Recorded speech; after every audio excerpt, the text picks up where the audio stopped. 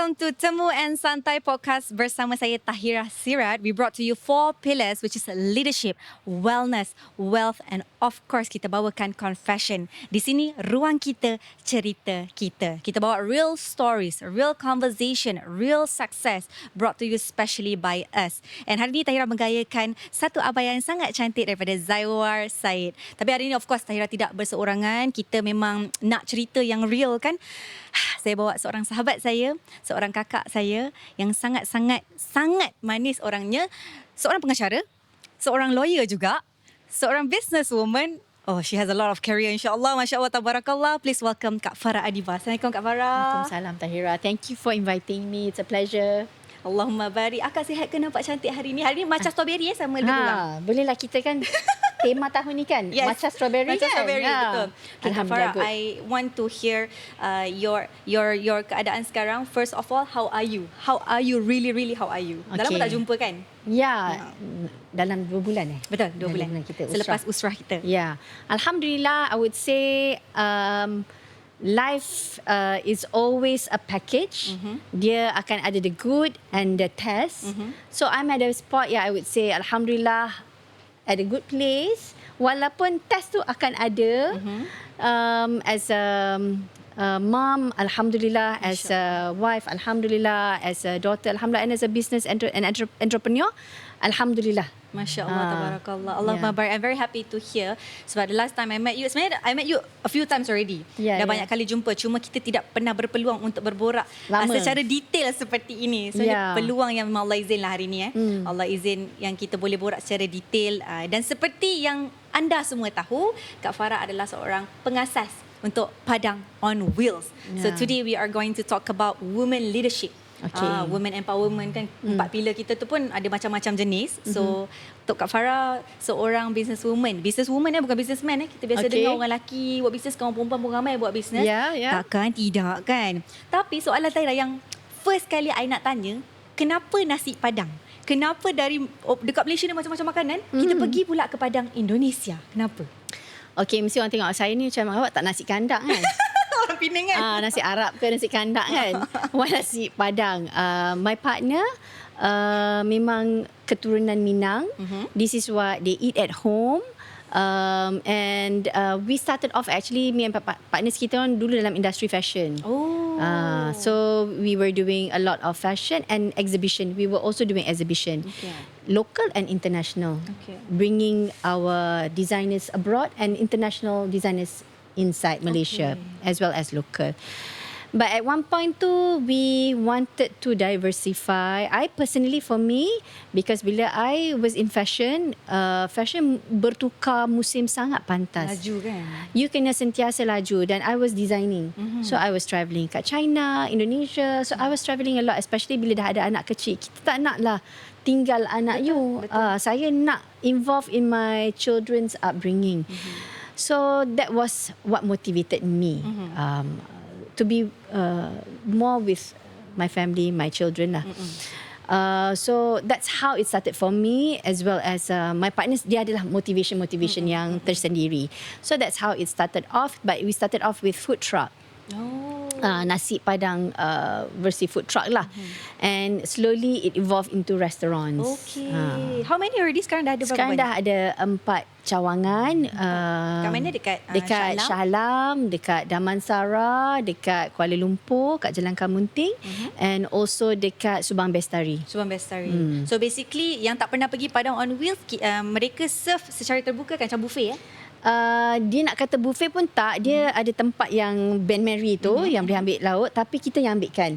Kalau macam kita tengok orang makan kat nasi Padang traditional way, dia akan bawa banyak-banyak letak atas meja you.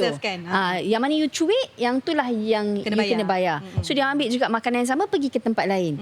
Tapi kita faham cara Malaysia lain sikit. Macam when we do our nasi Padang, kita buat dengan cara yang kita celik dan faham cara orang Malaysia. Orang Malaysia jaga hygiene. Orang Malaysia tak nak kotor-kotor. Orang Malaysia sangat pentingkan kebersihan dan pentingkan estetik. Dia nak healing bila makan. Kalau bagi bumbu-bumbu terlebih yang tertentu, dia kata kau bagi aku makan jamu ke? Lepas tu masa awal-awal kita buat nasi Padang pun kita ingat, okey, yang merah ni kita buat pedas kau. Lepas tu yang hijau kita buat yang mesra keluarga. Lepas tu kita eksperimen sebab kita buka restoran. So we see our customer every single day. Betul. So feedback tu tiap-tiap hari. So daripada situ juga kita sesuaikan dengan majority customer. Yang mana predominant. So kita sesuaikan level of kepedasan tu pun ikut customer. Ikut tekak rakyat Malaysia. Ikut tekak rakyat Malaysia. Who are our customer yang we service? So we have to, tak boleh shock sendiri. Kita kena faham siapa yang kita berniaga, kita serve. So kita ambil kisah. Dan memang the first year masa kita buka Padang on Wheels on food truck tu, memang kerja kita ialah mendengar dan kita betulkan. Ada resepi-resepi yang kita rasa kita nak buat, kita drop. Ada yang kita pick up.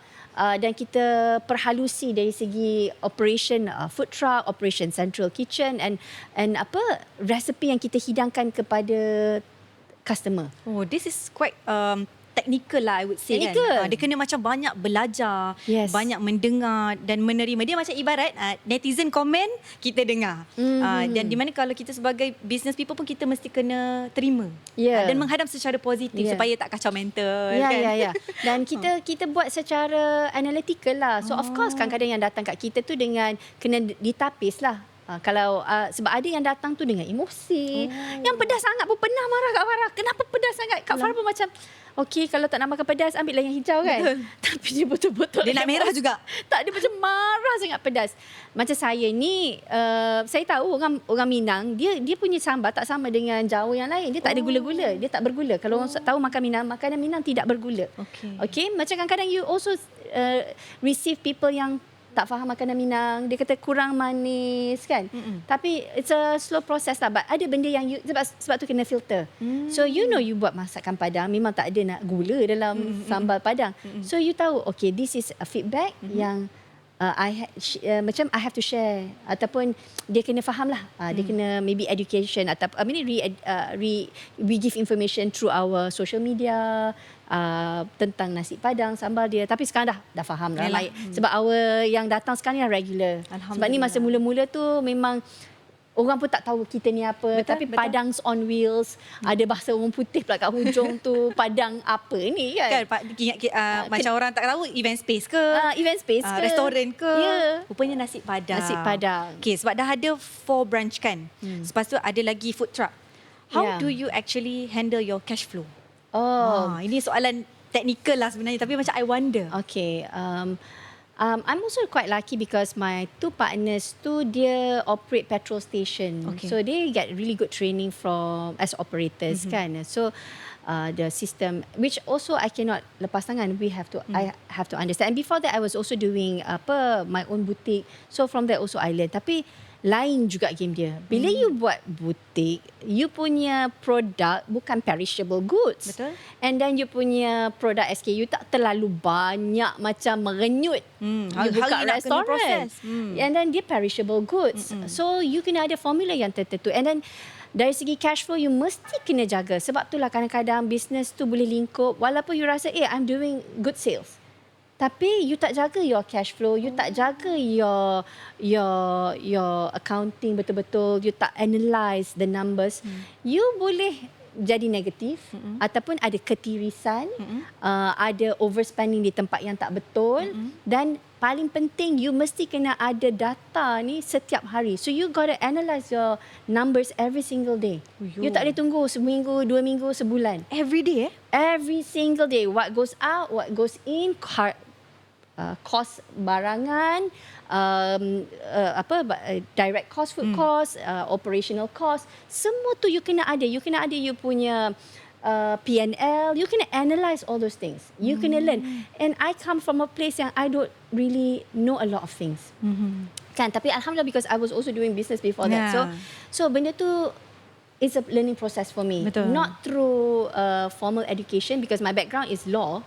Lepas tu I was trained pula lepas tu as a journalist and then a TV producer. So bila masuk business ni new territory lah yang you kena push yourself to learn. Learning curve you. And then memang in the beginning tu I rasa macam God, I'm so not knowledgeable. Even until now I have that mindset. So because you have that mindset, you always push yourself to learn. You tak boleh duduk dalam keadaan yang aku dah cukup pandai dah ni. I rasa baru 2 soalan tapi that inspiration tu dah strong dah ni. Macam, ya Allah ya Tuhanku kan. Sebab, okay, TNS Podcast, Temu dan Santai Podcast, di mana by Tahira Sirat. Dia signature Tahira Sirat TNS. Jadi, nak buat podcast ni pun sebab saya baru.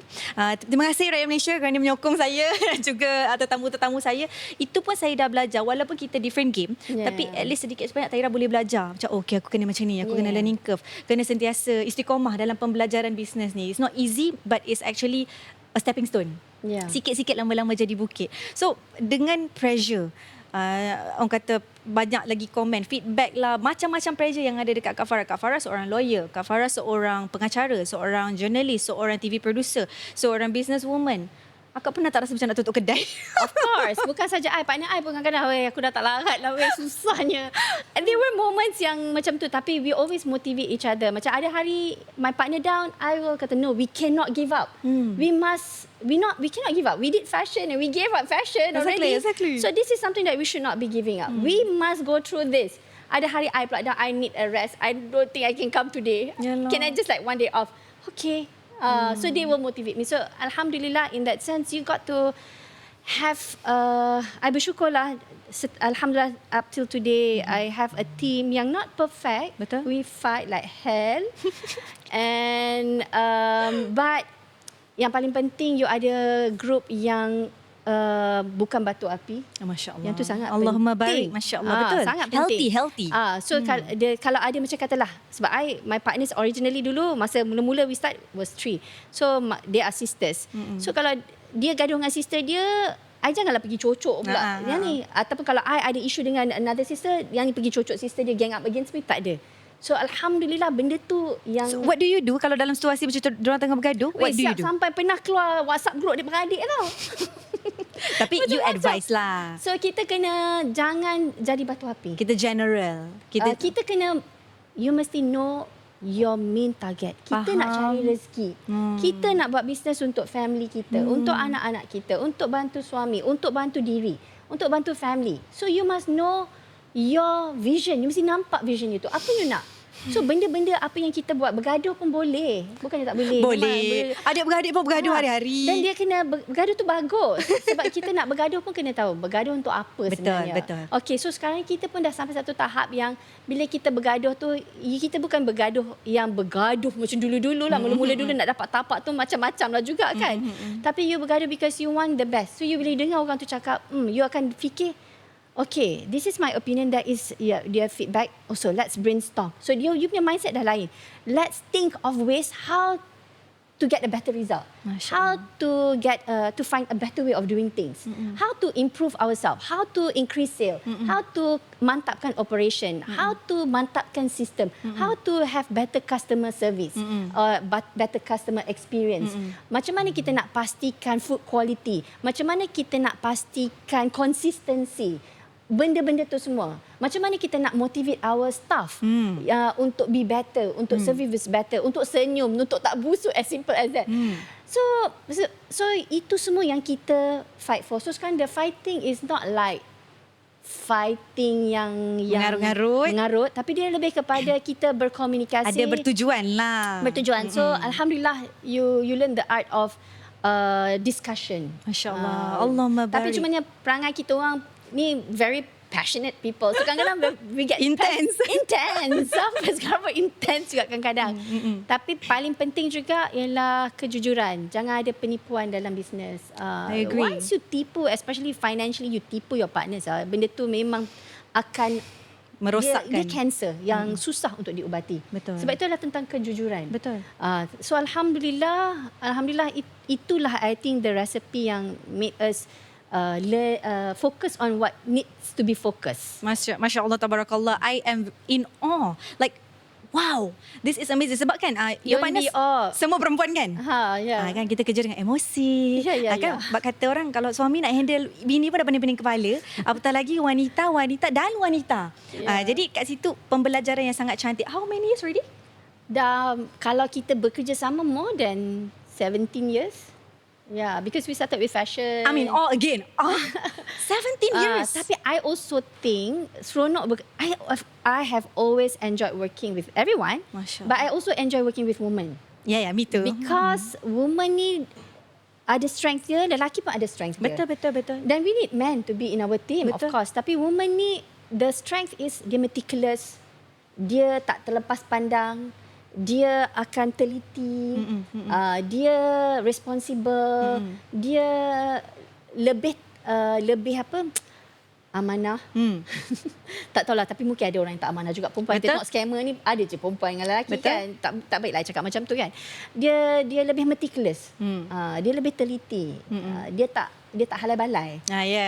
So I'm happy lah in that sense sebab kita ada orang yang memahami the way we look at things. Betul. Okay. So cafe ni biasanya orang pandang estetik, as per you said. Estetik, food sedap, air kopi cantik, dekor cantik. Mereka mahukan perfection. Okay, saya nak tanya daripada segi challenges. Pernah tak ada dalam all this perfection 10 over 10 tiba-tiba staff lari, freezer rosak, ataupun tiba-tiba shot cash ni tengah shot, tiba-tiba shot RM20 je ni?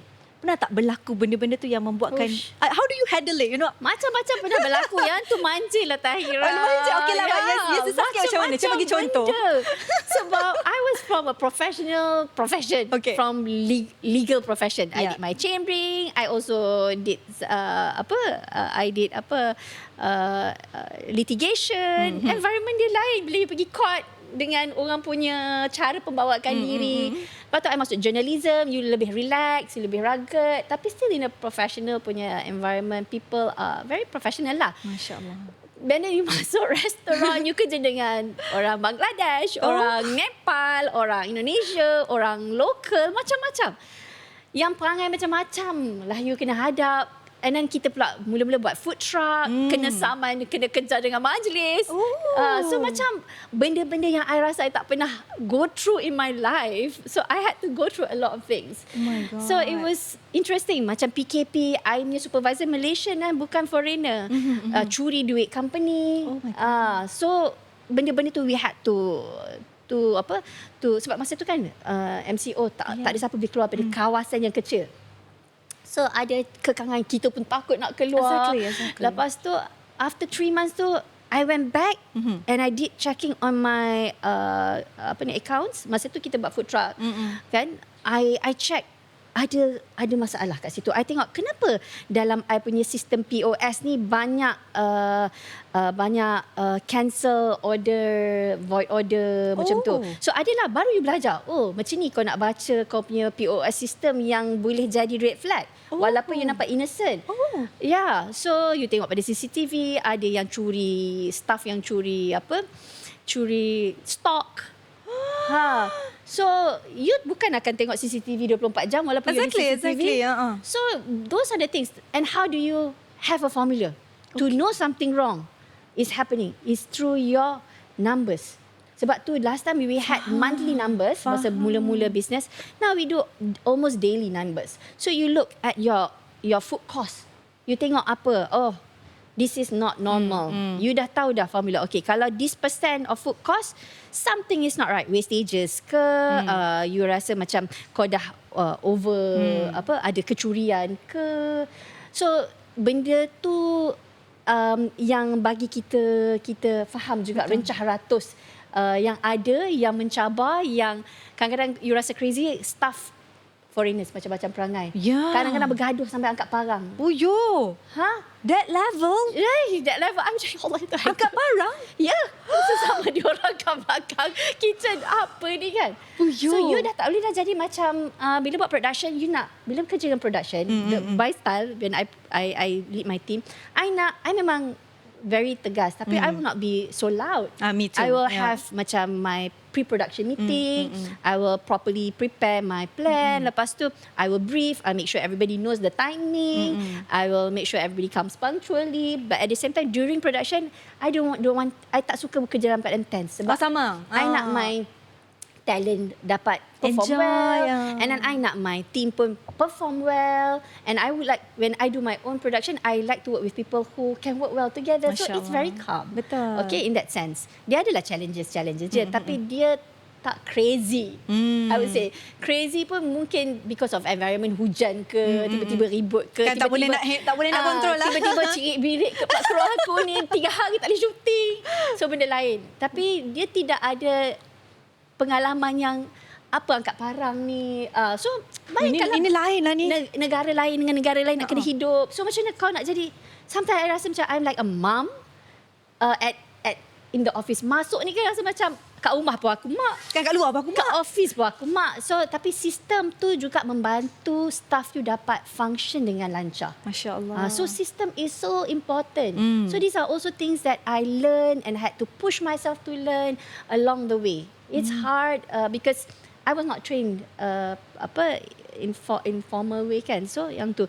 And then kadang-kadang nak deal with staff, human lah, memang quite challenging. And then the learning how to manage your dalam keadaan emergency. Betul. Contohnya PKP hits you. Macam mana kau nak hidup ni? Exactly. Orang dah tak datang restoran. Betul. How are you going to market your company? How are you going to sustain? I was very bersyukur sangat. My team tak ada langsung pecat mana-mana staff during PKP. Masya Allah. Memang crazy. Wow. But kita orang tak makan gaji langsung. Sepanjang tahun tu. Semoga luas rezeki dunia akhirat Kak Farah. Masya Allah. 2022 was the year that I didn't take a single cent from my company, from the restaurant. None of us took anything. And then, but of course you have to find lah ways to sustain. You cari formula tertentu untuk sustain. And then we work with NGOs, we work with Badan Beruniform untuk provide food, etc. So those are a lot of challenges along the way that you face. Relationship within our partners, you nak dapat tapak yang sesuai, to constantly communicate. It's just like kahwin dengan husband pun kita nak kena communicate. Adik-beradik, mak ayah pun yang darah daging pun kadang-kadang kita rasa macam kita kena ada communication. Betul. Kadang-kadang terkecil hati. Apatah lagi lah orang asing. Betul, kan betul. Yang dah jadi partner you kan. Dan tapi akhirnya at the end of the day you must know where you are going. Betul lah. You kena nampak tempat yang you going. And also I'm glad because my partners ni dengan I kita pergi usrah. Sangat penting kan? Usrah sebab penting. Sangat penting sebab betul. You akan tak berani nak buat jahat. Sebenarnya kan kalau penonton-penonton podcast nak tahu, saya jumpa Kak Farah bila kita klik balik usrah sebenarnya. Dan saya dengar cerita Tahirah masa dia usrah tu pun saya macam tenganga. Saya rasa macam Masya Allah. Masya Allah. And then Tahirah punya excitement bila dia cerita tentang dia belajar tadabbur kan. I've gone through that stage also. Macam, you make me want to cry. I'm so excited. I found something so amazing in my life that I got too excited sampai orang tak kadang-kadang macam krik-krik lah tengok kita punya excitement over tadabbur. Betul. Tak, dia lain. Dia lain bila Tahirah belajar tadabbur ni. I am actually learning memahami macam mana Allah jawab setiap doa. Lain Kak Farah. Lain dia level. And then I did try your method daripada awal. Yeah. Kan, you suggested me to tebuk daripada awal sampai akhir dan relatekan dengan kehidupan kita. And it is relatable? Yes. Sampai surah Al-Imran, relate. Al-Furqan, relate. Kahwin. Al-Furqan, relate, kahwin. And then ada satu hari, I think a day before I got married, buka, dapat surah keturunan baik-baik. Al-Furqan tu. Masya Allah, tabarakallah. I was like, bukan sahaja daripada segi bisnes I got to learn, and also you actually bagi tahu macam mana saya nak belajar tadabbur tu melalui page pertama sampai page terakhir. Kak Farah, I would say Allahumma barik to you. Masya Allah. Allah memang sayang Kak Farah daripada banyak segi, dan Allah izin kita kongsi benda tu di usrah. Now we get to sit besides each other and talk about it. Subhanallah. I was excited dengan Tahirah tu sebab apa tahu? Because you were, I think a lot of us went through the same process of learning kan. And then masa mula-mula dulu pun Kak Farah tebuk macam Tahirah jugalah. Kan? Macam I buka aja. First surah apa? Allah, please talk to me. Kan? Oh, Allah's going to talk to me. I'm so stressed today. Buka. Oh, I have this issue. How do I address it? Kadang-kadang menangis tau. Kadang-kadang macam isu-isu tertentu macam, ya Allah, Allah is answering my predicament in such clarity. Tapi then somebody advised me to read page to page. So siapa yang first tu? I can't remember. I think it was my Ustaz Tadabbur lah. Tapi kesian lah Ustaz Tadabbur tu. Bukan kesian. May Allah bless him. Amin. Ustaz Abdullah Mu'in. Amin. I pergi kat kelas my friend buat. And then diorang masa tu dah lama lah. So I baru join. And then Ustaz hadap je dengan I punya soalan every single week. I was like the the student yang asyik tanya. Sebab I would think, never mind lah, sometimes people think I stupid also can, no problem. Asalkan I get the clarity on things that I don't understand. Supaya I punya iman tu jitu. Sebab kadang-kadang you question, you kata, why Allah make it like this? Betul? This is unfair. You know, certain things you think macam pada akal manusia you yang tidak menjangkau jauh, yang you tak nampak 360 melangkaui you punya radius, you akan rasa this is so unfair. Why things happen like this? So I ada tanya particular soalan tu over and over again to the ustaz. Setiap hari pelbagai angle I cari. Sampailah dengan izin Allah, bukan ustaz, ayat Quran tu yang menjawab. Sebab ustaz tu nanti I akan tanya, ustaz ni pandangan ustaz, ijtihad ustaz, ayat Quran ataupun hadis. And I also do my critical thinking. So, this is Quran, I cannot reject this. Betul. Kan? So, ini semua dari Allah. Yeah. Cara Allah berkomunikasi. But I sometimes do argue, especially if it's his opinion. So, what about this? Tapi Alhamdulillah, Allah temukan I pada grup tu yang juga mencari pemahaman Al-Quran dan Allah. And when I speak to the owner of the house who did that, dia kata, Farah, kakak dulu macam orang bukan Islam masuk Islam. Alah, I nak nangis lah. So dia pun came from a long journey. Yang I'm so glad lah, dengan izin Allah I bertemu dengan group tu, and I also learn from that Ustaz Abdullah Muin. So may Allah bless Ustaz Muin. Amin. Masya Allah, tabarakallah. Dia bawa topik ni belum mendalam, saya dah macam rasa dah sebenarnya. Tapi Tahirah banyak dapat inspirasi daripada banyak kakak-kakak dalam Khadijah ni. Dia satu kumpulan yang di mana bukan sahaja kita berkomunikasi antara manusia dengan manusia, tapi kita berkomunikasi dengan kalamullah dan Allah SWT. Dan benda tu bukan sahaja relate dalam segi agama, tak. Kehidupan, rumah tangga, persahabatan, bisnes pun nak kena ada guideline yang betul. Bukan dari manusia. Tapi apa yang Tahirah belajar adalah daripada yang satu. Empunya dunia. No, the orchestrating of all affair. Subhanallah. Okay, so comes to this question, I actually wonder, you as an entrepreneur, as a woman kan, pernah tak akak macam have to work double to actually earn respect from anyone memandangkan akak seorang wanita? I would say, Alhamdulillah, I love Malaysia to bits. Masya Allah. Sebab Malaysia is a place where the men respect women. Masya Allah. I'm so happy lah, because as a journalist, I got to travel and I got the license to ask. So you go to different community, you can make you can ask questions yang sensitif, yang you takkan boleh tanya ke orang. So from there, I learn a lot of things, and I also love listening to podcasts, people's experience. Tapi I am so blessed, I would say. I was born in Malaysia. The man in Malaysia, dia sangat menghormati wanita. In general, I would say, dalam profession. Saya sama adik, memang kadang-kadang you rasa macam, I would say kalau ada isu pun personality dia macam tu. Yalah. Personality dia ni mungkin dia ada childhood issues ke ataupun upbringing ke.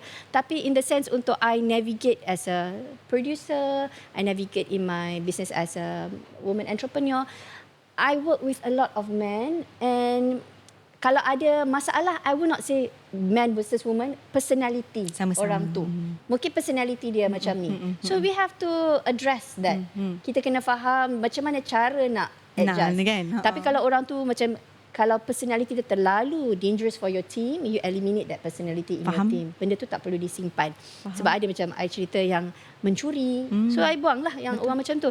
Tapi in general, working with men, I would say Alhamdulillah. And I also think, because saya berhijab, dan saya punya personality juga, macam Kak Farah punya personality, I'm quite firm. High five. My husband always say that, you are firm, you are firm. Husband so bila kita punya personality macam tu, orang lelaki pun takkan melampau. Tapi ada masa saya dulu buat production, kadang-kadang orang yang buat kat kita tu pun kita rasa macam, kau ni dah tahu agama, orang panggil kau ustaz, kenapa kau buat macam ni? Exactly. Tapi orang tu bukanlah ustaz, tapi orang panggil dia ustaz. Bertepuk tampar. Tapi kadang-kadang kita ni ada satu perangai orang Melayu ni, dia orang Asia lah, I would say Asia, kita timid, kita menghormati, kita tak nak insult orang. But Alhamdulillah, I had parents yang who taught me to be very clear about sentuhan good and bad since young. So I told that man, kata, walaupun I'm pretty sure he knows, but I will just make it clear what he already knows. Tak boleh pegang-pegang macam ni haram. Betul. Allah Betul. tak suka. Betul. baru jadi yang pagi tadi kita macam Taira punya konsep tudung tadi. Dia sama, saya rasa bersalah. Dia tak apa pun, tapi bagi I tak boleh. Dia konsep tudung kita asalnya buat di atas. Tapi bila dah duduk dekat sini dekat kamera, dia macam samalah lebih kurang, dia macam rasa bersalah. Kita kena ikut right or wrong tu. Saya sendiri tak selesa. Jadi minta tolong stylist sikit, bawakan lagi. Dah macam ni seronok bercakap, selesa, bebas kan. So when dealing with men tu, I would say kalau adalah yang kat luar sana yang hadapi macam environment yang ada sexual harassment. Mungkin ya dalam environment macam tu. Saya dulu dekat production memang I've had experience some people, kalau I sebut nama korang akan tahulah siapa. Jangan sebut. Memang saya takkan sebut. Jangan risau. Yang very well known but ada foul mouth, yang suka cakap lucah bila jumpa orang. So saya cakap, this is sexual harassment, I can report you and can take action against you. Walaupun I was a very young journalist at that time. So that was like my shield. So kepada orang kat luar sana, young girls, sama ada korang young lecturers ke ataupun dalam organisation, it's how you bring yourself, and if you feel uncomfortable, say it to that person. This is sexual harassment. And action can be taken against you. You tak payah menjerit. You cakap macam tu. Dan usually dia akan terkejut. And then ada juga experience macam dengan bos. Tapi bos tu, dia macam ni. Setiap orang yang nak buat tu, dia akan test the water first.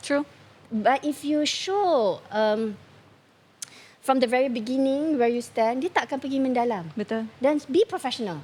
Ni pesanan mak saya. Mak saya banyak saya consult my mom. So dia selalu kata, don't bercinta di tempat kerja.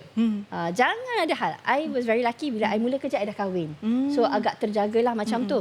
So macam if you have superior yang you rasa known for kegatalan ke sebagainya. Macam when I was in production, ada this one superior jumpa kita lah masa tu. And then he was known to be flirty, not flirty je, take advantage juga of new host ke. I've not seen, I didn't witness it, I didn't experience it, alhamdulillah. So what I did was macam I took the opportunity to set out my roles in the beginning in a good way. Macam bila dia interview kita, dia nak bertaaruf masa kita dah masuk kerja, so kita pun dia pun cakap masa tu kat I want you to be fashionable. So I took that opportunity sebab I don't want to insult my boss. I want to have a good place to work in. I want to grow in the company. So I said, yeah, I love fashion. And as long as Sharia compliant, I'm fine. Betul. As long as it's Sharia compliant. So when he heard that, I could see his body language, his face. Macam some information went through. So selamatlah. Memang lepas tu memang I work hard. I contribute to the team. So slowly, even the ones yang notorious for whatever, did not do that to me, and they treat me very well and very professionally. Ada respect lah di situ. Ada respect.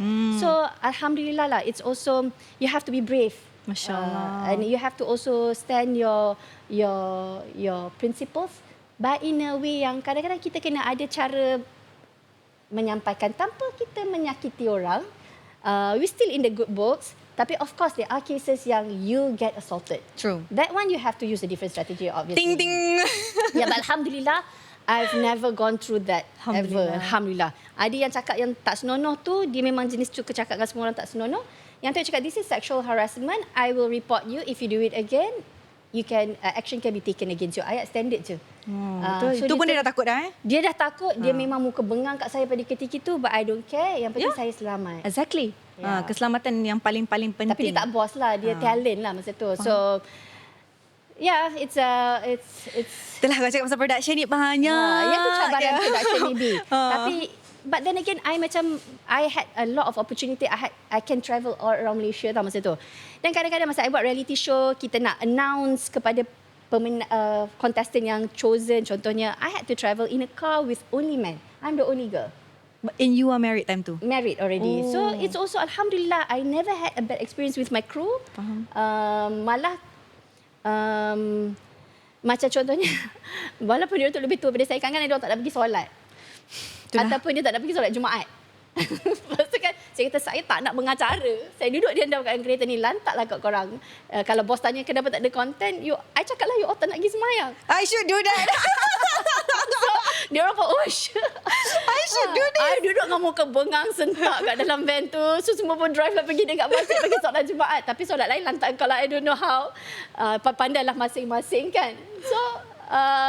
So when you establish those kind of things, they will not cross the boundaries. So diorang akan respect you. And also I was lucky, I was already married. So I kalau pergi mana-mana, I can, masa dulu lah, I akan bawa CD I. Kata ni semua love song husband I bagi I. Make it very clear, you're so married, very married, extremely married. Ya Allah, Kafarah. Sekejap, saya panggil dah suami saya. Relate sama kan? Habis married terpaling kahwin lah. Sama. Kafarah, okey. Semua orang tahu kisah Tahira. Aduh. Kalau yang kenal saya, YTJT lah kan. YTJT. Saya adalah orang yang memang nak kahwin. I don't want to be single is because of this. Benda-benda saya kerja, semua lelaki. Kita tengok belakang tabir saya, 99% lelaki. Tapi alhamdulillah semua baik-baik. Sahabat-sahabat baik. Dah kahwin, dah berpunya kan, semua dah pandai. Suami saya pun ada kat belakang ni. So basically kenapa Tahira nak kahwin sama? Nak jaga boundaries, tak nak ada fitnah. Tak nak ada benda mengarut-ngarut, dan berkahwin itu adalah satu perkara yang sangat sacred untuk saya. Masya Allah, tabarakallah, senangnya nak buat pahala, pegang pahala, manja pahala. And shield, dia macam shield. Shield, betul. Dia macam kau tak boleh mengorat aku lah. Kau tak boleh. Kau kena professional dengan aku. Kau kena professional 100%. Ya Allah, saya macam adik akak. Yes, give me 5. Alhamdulillah, Allah So benda tu lah I think yang bagi I punya experience working with men was quite pleasant, I would say. Bukan quite pleasant, very pleasant. And then masa dekat dalam company sekarang pun, I have partners who are men. Masya Allah. Yang very respectful and very professional. Yalah. So I've not had bad experience in that sense. Alhamdulillah. Masya Allah. Okay, Kafarah, you went to Gaza before. Yes. Right, okay. This is a little bit macam orang kata kita flashback balik lah kakak punya pengalaman kan. So akak pergi Gaza. Gaza ni kita tahu memang Allah dah tulis dia perlu lalui cerita seperti itu. When you go there atau when you went there, how is your tawakal? Itu yang Tahira nak relate. Nak pergi Gaza, memang kita kena tinggal segala-galanya. Walillahi ta'ala. Masya Allah. So I just want to ask you, your tawakal, faith you dengan Tuhan, macam mana tu masa tu tak pernah masuk, so tak tahu apa nak expect kan. Lepas tu, I had a 2.5-year-old boy, my eldest masa tu. And I bawa sekali. Pergi Gaza. Ya ke? Ya. And then dia orang cakap lah, tak takut mati ke? Sebab my strategi kalau aku mati, syahid lah insyaAllah. Betul, insyaAllah. Kan? Excited juga siapa kan? yang tak nak, saya nak. Amin. Aku bawa anak aku sekali, so kita mati sama-sama. Amin. Supaya kalau ada mak tiri, tak adalah mungkin ada bad memories kan. So mati dengan aku je lah.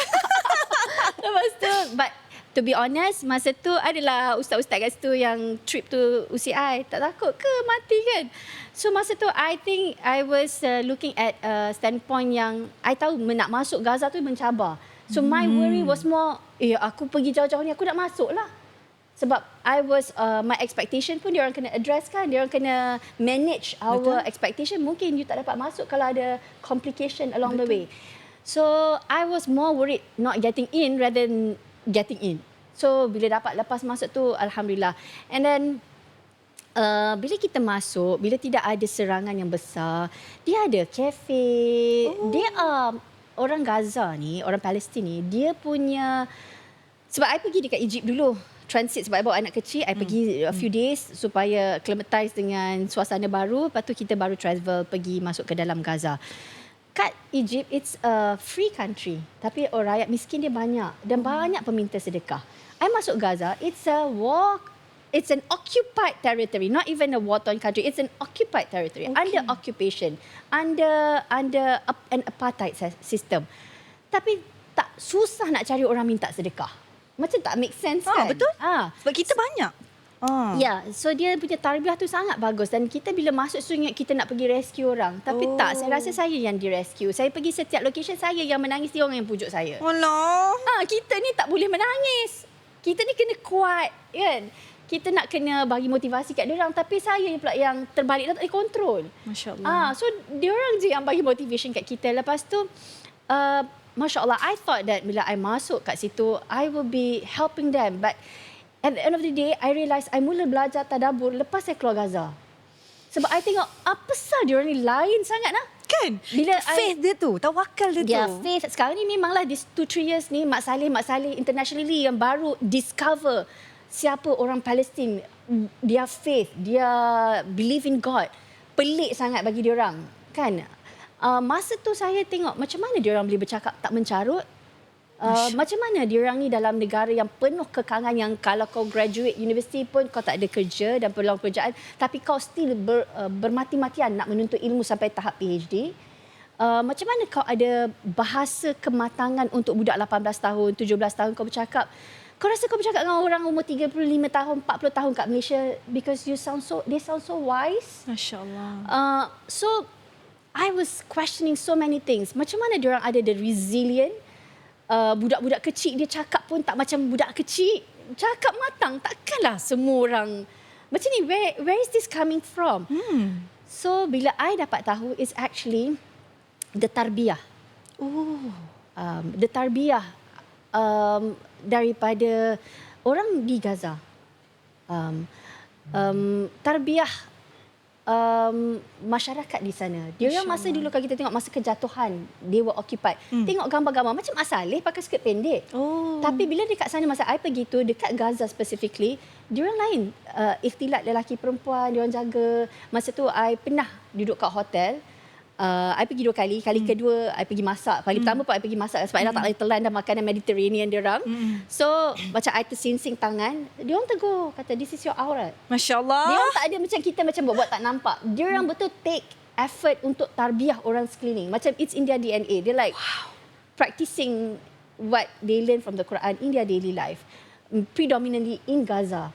Because the environment lain dengan West Bank. I pergi West Bank pun ada cabaran lain, environment dia lain, kekangan dia lain. Tapi in Gaza specifically, it's their tarbiyah in Gaza. Masya Allah. So, I asked them lah. So, and I realised it's the Quran, understanding of the Quran and the application in your daily life. So, masa itulah I pun keluar dan mula mencari benda tu. So, I think they rescued me in a sense. They made me see what the Westerners are seeing these past few years. A lot of conversion these past few years. A lot of people waking up these past few years internationally. Alhamdulillah. But those are the experience that I got masa I went there in 2012. Masya Allah. So, Masya Allah, Tabarakallah, I would say they are resilient. Tapi dia tetap manusia, adalah. Yelah, of course lah. Tak perfect kan. Tak perfect. Tapi they are very resilient. Maksudnya dia bukannya sekadar nak minta sedekah dapat duit and makan kais pagi, makan pagi. They want to have a good life. They want to have the best of education. And their elderlies dekat situ fight for knowledge untuk dia orang punya children. Orang Palestin ni dia fight for the knowledge. Sampai tahap pendidikan tinggi. Macam contoh, I pergi University of Gaza. Asal University of Gaza was in a tents. Sebab the rule and regulation by the occupying body, by the occupier, Zionist tu, ialah kau tak boleh buat universiti dekat fixture. So how do you go about to make sure you have a university not in a fixture? Fixture ni bangunan yang bertukul, melekat lah. So kau buatlah kemah. Oh ya ke? And then setiap kali serangan, they will bomb the universities education because the civilization of a community comes from the education dan the knowledge. So jadi dia akan hantamlah antara lain dia punya universiti, sekolah-sekolah. Bila saya masuk kat situ, Kak Farah masuk, memang banyak sekolah, banyak college, banyak universiti dan termasuk science faculty. Wow. Yeah, so I was like, Masya Allah, I learned so much from them. Which I went out slowly, I pun mula belajar tadabbur. Masya Allah. I got to get what they got. Saya macam intense sangat mendengar sampai I felt like, okay, tadi masa kita tengah make up, kita tengah bersiap, kita ada borak tentang macam mana tadabbur ataupun Quran ni. Actually Kak Farah dah pernah belajar daripada segi sains dulu. Macam Kak pernah dengar itu, pernah dengar ini. Dan how would you relate science and Quran together in your life? Masya Allah. That's a very good question. Actually, masa I membesar, masa my parents punya upbringing is you mesti jaga your solat, you jaga your ibadah lah, your basic. Tapi mungkin zaman-zaman dulu punya parents dia tak mengajar tadabbur kan. Yalah, betul lah. So macam I had a lot of questions about betul ke Islam ni religion yang betul? Am I praying to the right God? I did have that feeling. Masa tu I was in my teenage years. So betul ke Islam ni agama yang betul? I started thinking like that. So I pun takut lah kan.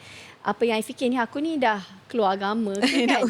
So bila after SPM, I purposely masuk dalam UIA sebab I nak belajar agama. Oh, purposely? Purposely. You chose UIA? Okay. UIA.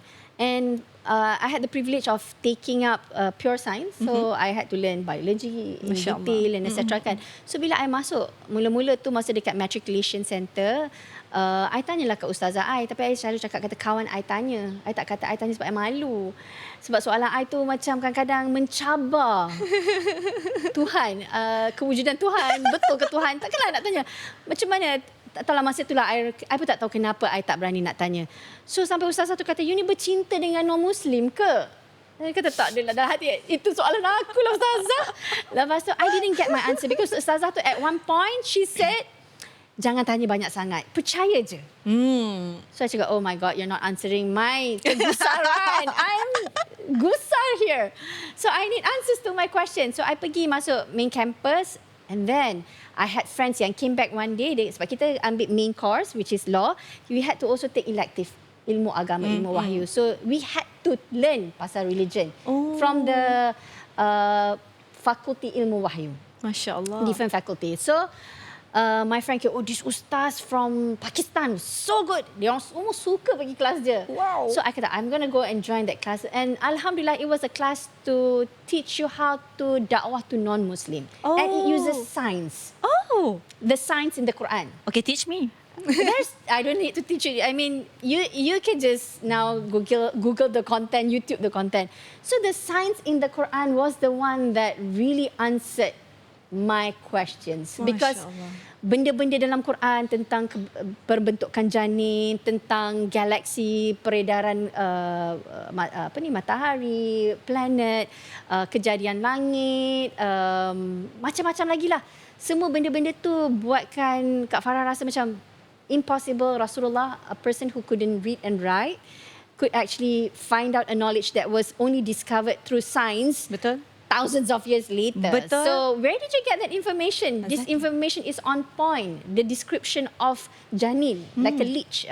So that was the part yang convinced me finally. So from there on, I also had to learn about comparative studies. The ustaz yang ajar kita orang, lecturer tu, encourage us to read Bible or whatever kitab-kitab ataupun sources of agama lain. So from there you learn comparative studies and then you learn about the science. But the science, I'm sure everyone dia ada asbab yang berbeza. Betul. Some people what connects them is the family punya dynamics information in the Quran. Some about the psychology. Betul. Some about the social skill. For me, the science really cemented my belief. So Alhamdulillah from there on I pun try to do the same lah to my kids. And I also role play dengan diorang lah sebab cabaran diorang lain kan pasal LGBT, pasal other things. So I will also question them sebab I will say, if somebody comes to you and say this, how do you know that your God and my God's not the same? Maybe it's all the gods are the same. Betul? Yeah, I might have 3 gods. I might have hundreds of gods. Who said that it's wrong? How do you know yours is right? Ataupun, well, I will challenge my elder sana macam on LGBT macam, why can't I love another girl? Or why can't I love a person from the same gender? What's wrong with that? Why can't I manifest love?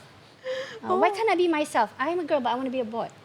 You know, you kena bagi semua information yang akan dijual ke anak you tu earlier on and the counter argument and for them to see. So you tak boleh lindungkan anak you daripada information jugalah. Tapi very open now kan? Yeah, information is so accessible and I also did a lot of campaigns with, dah pergi ke topik lain pula, with a lot of NGOs about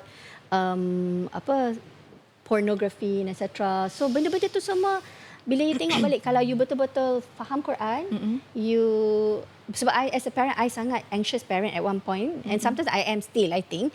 So I believe that macam contohnya kalau Nabi Musa was raised in the castle. Betul. With all the riches of the world, kalau dia ikut je dia punya ayah angkat tu, I'm sure dia dapat all the privilege, dia dapat castle, dia dapat kahwin perempuan yang aristokrat, dia boleh hidup dengan senang. Betul. But even raised in that environment, he became the best of Rasul. Masya Allah. So I believe even your children, as an anxious mom, this is what I learned.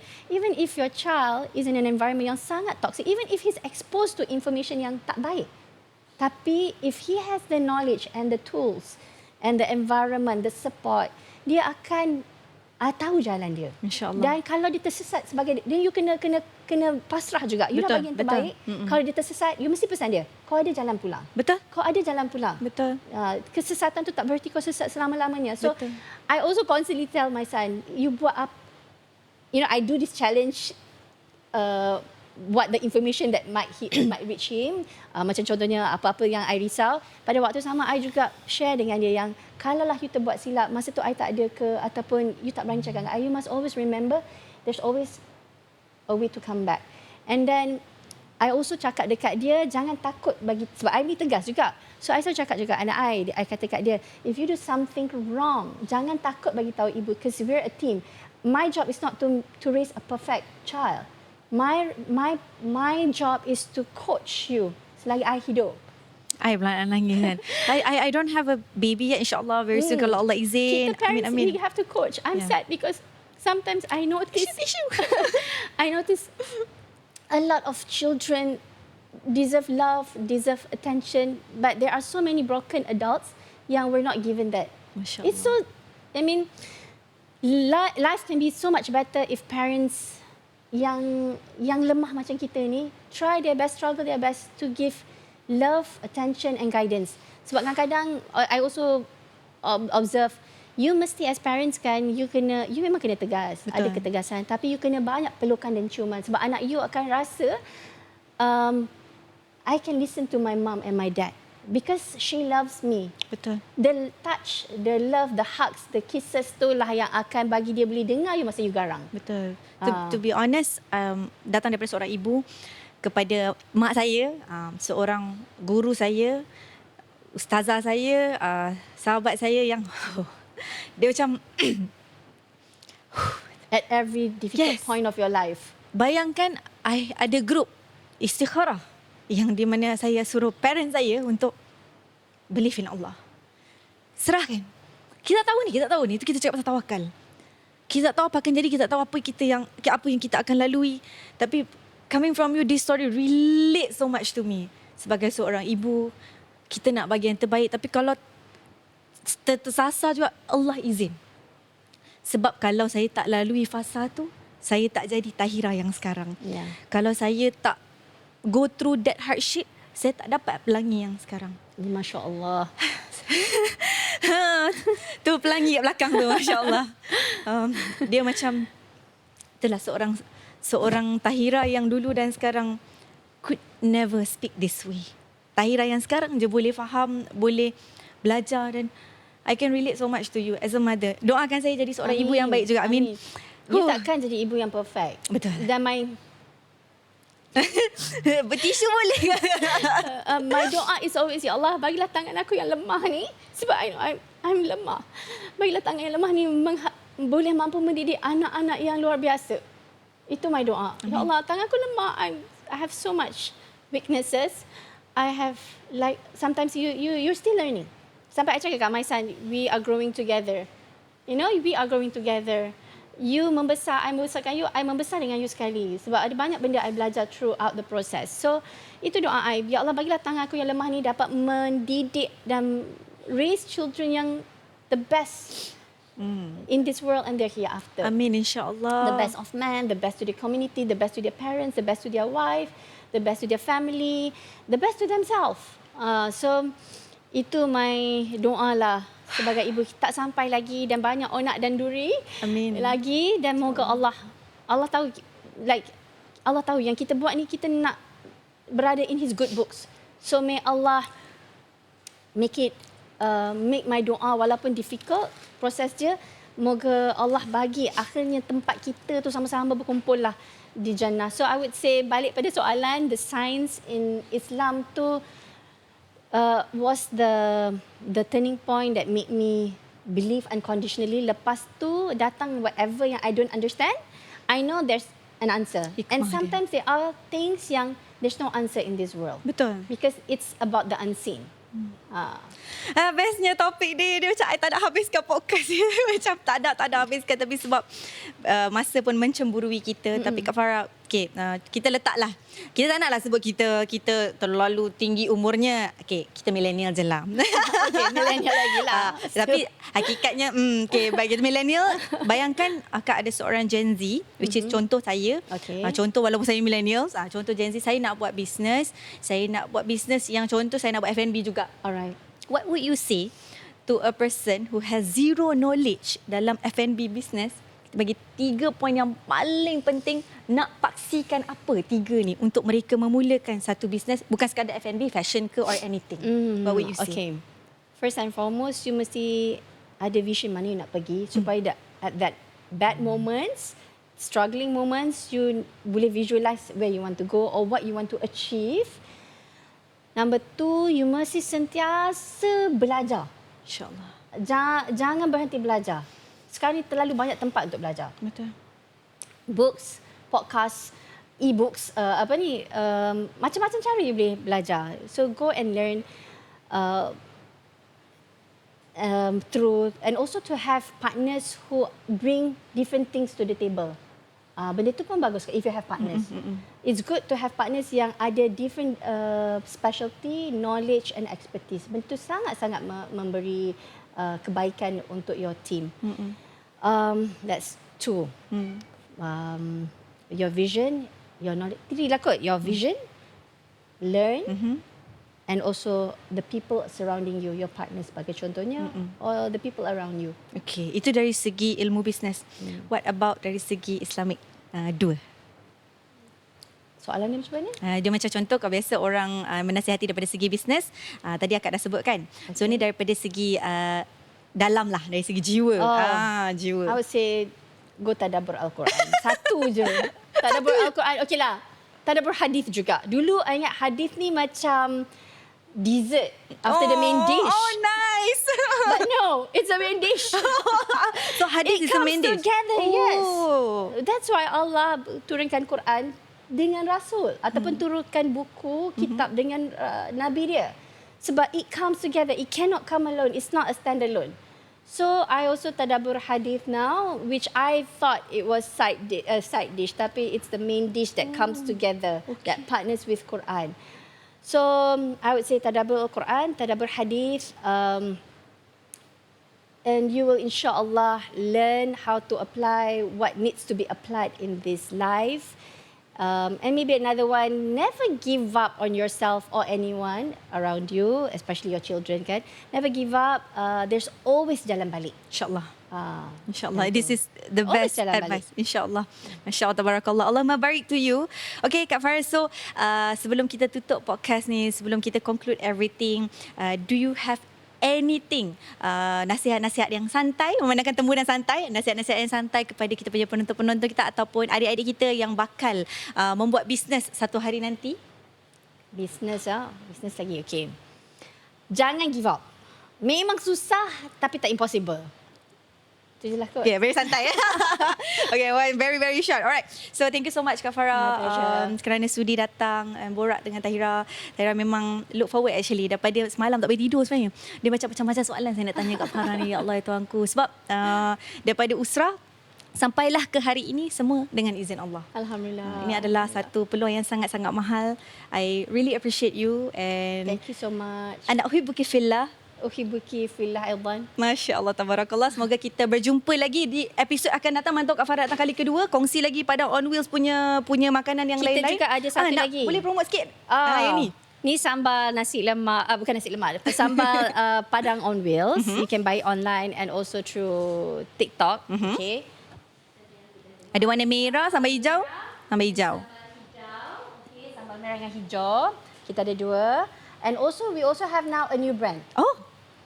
Which, okay, kalau Padang On Wheels ni kita ada 4 outlet. Okay. Dekat Section 13 Shah Alam, Damansara Utama, Kuala Lumpur, Jalan Kamunting dan Subang Besar. We also have catering. Kita boleh buat untuk wedding, etc. Kita juga buat OEM untuk company-company yang nak buka buka restaurant and then cafe, they want food yang dia orang just terus masak je dekat restoran. We also do OEM for companies, we also do for cafe macam nasi lemak punya sambal dan sebagainya.